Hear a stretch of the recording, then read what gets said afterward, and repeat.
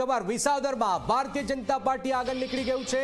આ સૌથી મોટી ખબર ભારતીય જનતા પાર્ટી વિસાવદરમાં જે ચર્ચા ચાલી રહી છે કે આમ આદમી પાર્ટી ચાલી રહ્યું હતું નંબર 1 પર ચાલી રહ્યું હતું, હવે નંબર 2 થયું છે। કિરીટ પટેલ ત્રીજા રાઉન્ડમાં ઓવરટેક કરી છે ગાડી અને ત્રીજા રાઉન્ડમાં નંબર 1 બન્યા છે। કિરીટ પટેલ 150 મતની લીડ સાથે આગળ ચાલી રહ્યા છે। ગોપાલ ઇટાલિયા આ ત્રીજા રાઉન્ડમાં હવે પાછળ આવ્યા છે, નંબર 2 પર આવ્યા છે। તો આમ આદમી પાર્ટી માટે જે વિસાવદર જે છે એ થોડીક ચિંતા કરે છે। ઠાકર સાહેબ, જે હવે ભાજપે ઓવરટેક કર્યો છે 150 તો 150, પણ જબરજસ્ત રોમાંચક વિસાવદર છે, ત્યાં તો લગભગ 6000 થઈ ચૂક્યું છે, એટલે વન સિસ્ટમ નીકળી જશે।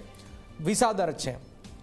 બિલકુલ, ભારતીય જનતા પાર્ટીના પ્રતિનિધિ તરીકે દીપકભાઈએ આત્મવિશ્વાસ બતાવે એ સ્વાભાવિક છે, એ સ્વાભાવિક છે, પણ વિસાવદરની ચૂંટણી આપણને વાવના જેમ છેલ્લી રાઉન્ડ સુધી જે છે આ રોમાંચ છેક સુધી જવાનો છે, વાવ રહેશે।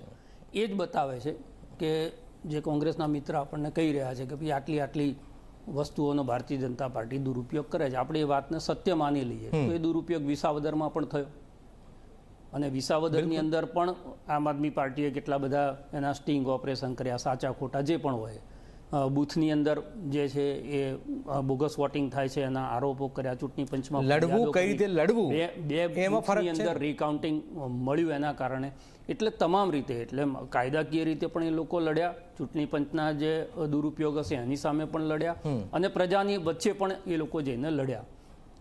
ત્રીજી વસ્તુ એ છે કે જે કહી રહ્યા છે કે આમ આદમી પાર્ટીના આવવાથી કોંગ્રેસને નુકસાન થયું, કોઈ પણ પાર્ટી આવે એ પાર્ટી સત્તાધારી પક્ષનો વોટ શેર ઓછો નથી થતો અને વિપક્ષનો વોટ ઓછો થાય છે, એનો મતલબ કે વિપક્ષમાં વિકલ્પ શોધે છે।